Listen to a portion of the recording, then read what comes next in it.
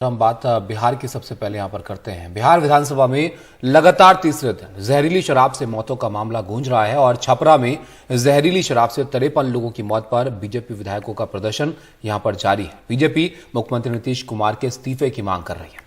और हंगामे के बीच आज जब फिर नीतीश कुमार विधानसभा पहुंचे तो उन्होंने जमकर पलटवार किया और कहा कि शराब पीने वालों से कोई भी सिंपैथी नहीं है, कोई भी उनसे सांत्वना नहीं है। यानी इशारा कर दिया किसी तरीके से कोई मुआवजे का ऐलान वो नहीं करने वाले हैं। और शराबबंदी का अगर समर्थन कई लोग जो थे पहले कर रहे थे वो कह रहे हैं और अब उसका विरोध भी कर रहे हैं। नीतीश कुमार ने ये कहा कि जिन लोगों की शराब पीने से मौत हुई, जहरीली शराब का जिक्र उन्होंने शब्द जहरीली शराब नहीं किया ताबिश, लेकिन उन्होंने कहा कि शराब पीने से जिनकी मौत हुई है उनके परिवार वालों को मुआवजा नहीं दिया जाएगा। साथ ही यह भी कहा कि दूसरे राज्यों में भी जहरीली शराब पीने से मौत होती है, वहां की खबर को दबा दिया जाता है।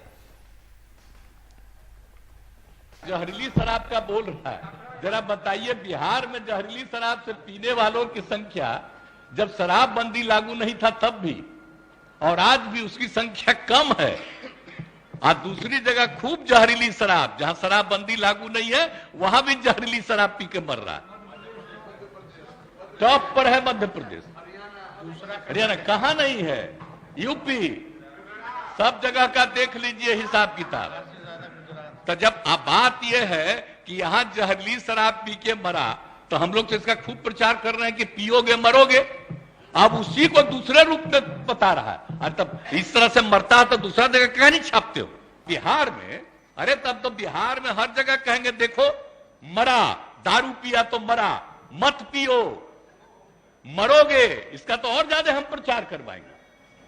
तो दारू पी के मर जाएगा तो उसको हम लोग कंपनसेशन देंगे, सवाल ही नहीं पैदा होता। ये कभी मत सोचिए। और नहीं, अगर यही करना है तो सब मिलके तय कर लीजिए, खूब कहिए कि शराब पियो। इसलिए ये सब बात ठीक नहीं है। यानी इस मुद्दे पर सत्ता पक्ष विपक्ष दोनों के कड़े तेवर बरकरार है। नीतीश भी पीछे हटने को तैयार नहीं और विपक्ष लगातार हमलावर होता जा रहा है। आंकड़ा बढ़कर 53 हो चला है, कल 40 का आंकड़ा था। यानी हर वक्त के गुजरते वक्त के साथ ये आंकड़ा बढ़ रहा है। कई लोग अभी भी काफी बीमार हालत में हैं जिनका इलाज चल रहा है और कई लोगों ने शिकायत दर्ज कराई है कि उनकी आंखों की रोशनी भी चली गई है। तो लगातार एक बड़ा मुद्दा ये बिहार में बना हुआ है। नीतीश कुमार को आपने सुना, वो कह रहे थे कि हम इस तरह इसका प्रचार कर रहे हैं कि आप मत पीजिए, अगर पिएंगे तो देखिए क्या उसका परिणाम यहाँ पर हो रहा है। लेकिन रोहित, यहाँ पर बड़ा सवाल ये इसलिए कि शराबबंदी का फायदा फिर क्या हुआ अगर उसके बाद भी इस तरह के मामले जो है वहां पर सामने आ रहे हैं।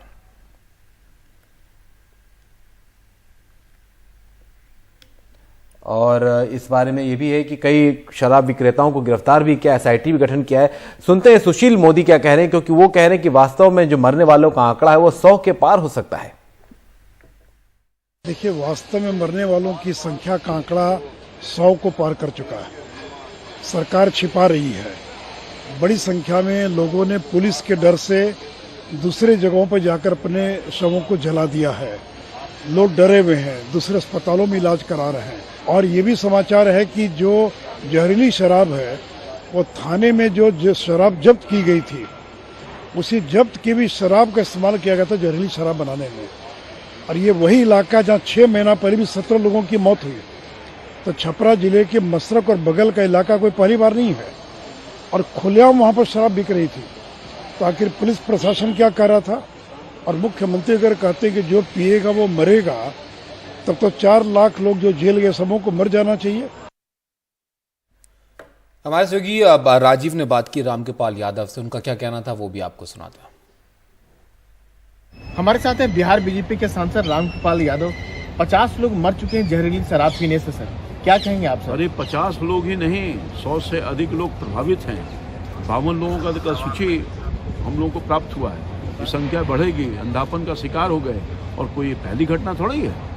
इस तरह की घटना 17 घटनाएं विभिन्न जगहों पर जहरीली शराब से लोग मर चुके हैं। जो बयानबाजी हो रही है, क्या कहेंगे? बोले कि शराब अगर पिएंगे इस तरह से लोग तो मौत होगी। अरे वो तो कह रहे हैं कि जो पिएगा सो मरेगा, तो पीने क्यों दे रहे हैं आप क्यों नहीं उसको रोक रहे हैं? बिहार की जनता मरते रहे इसके लिए आपको बिहार की जनता ने नहीं बैठाया है। आपको लगता है कि शराबबंदी फेल हो गई है सर? बिल्कुल 100% शराबबंदी फेल है, फेल है, फेल है। इस नीति को फिर से विचार करना चाहिए। निश्चित तौर पर ये गंभीर मामला है। माननीय मुख्यमंत्री इसको गंभीरता से नहीं देख रहे हैं। हंसी मजाक में मत उड़ाइए, माफ नहीं करेगी बिहार की जनता।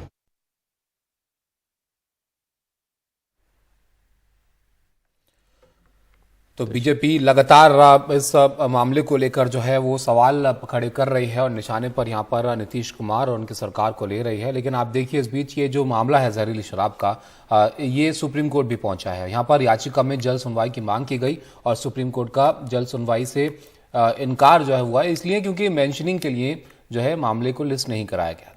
तकनीकी आधार पर उन्होंने कह दिया है कि फिलहाल जब मेंशनिंग के लिए मामला ही नहीं आया है तो फिर हम कैसे सुनवाई कर दें। और आगे चलकर कि इन्होंने जो आर्यवर्त महासभा फाउंडेशन ने याचिका दाखिल की है, उन्होंने कहा कि भाई इसमें अगर जल्द सुनवाई नहीं की जा सकती तो कुछ और विचार किया जाए।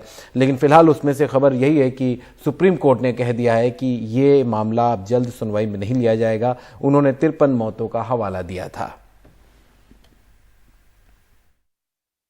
हम लोगों ने ये जो पूरी बिहार फूड ट्रेजेडी की जो याचिका जो पूरा मामला हुआ है, जिसमें 50 लोगों की डेथ ऑलरेडी आज के दिन हो चुकी है, तो इस मामले में हम लोगों ने सुप्रीम कोर्ट का दरवाजा खटखटाया है और हम लोगों ने सुप्रीम कोर्ट से ये मांग की है कि इसमें पूरी SIT इन्वेस्टिगेशन बैठाई जाए।